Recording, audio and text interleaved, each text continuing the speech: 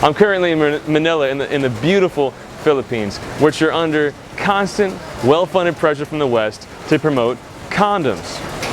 Listen, the Philippines doesn't need our condoms. In 1984, AIDS broke out in the Philippines and in Thailand at the same time. The response of the Philippines was to promote abstinence. The response of Thailand was to promote condoms. 20 years later, they did a study of each country to see how they were doing in the fight against AIDS. The AIDS rate in Thailand is 50 times higher than it is in the Philippines. Abstinence works. Condoms don't. Why is that? Because they only reduce the risk of getting AIDS by about 85%. If you reduce the risk this much and increase the risk takers that much, that's what you get. You run into the situation that we're in the United States, where every single day, over 43,000 people get a sexually transmitted disease.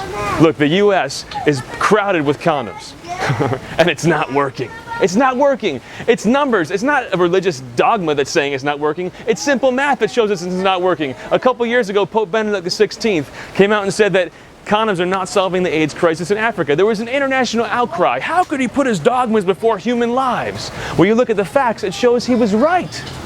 They tracked in 3 countries, Cameroon, Botswana, Kenya, to see how condoms are doing in stemming the AIDS crisis in those countries. They showed that condom distribution rose alongside HIV/AIDS till they both leveled out. Guys, it's not Pope Benedict XVI who is putting his dogmas before human lives. It's the latex missionaries. They won't see the facts. The facts are that 85% is not enough of a risk reduction. If I had a skydiving company and the parachutes opened 85% of the time, would you go skydiving with me?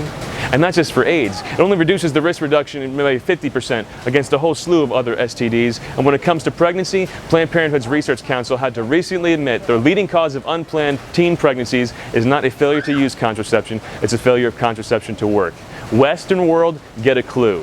Don't be pushing what you got on the Philippines. Start looking to them and taking a lesson.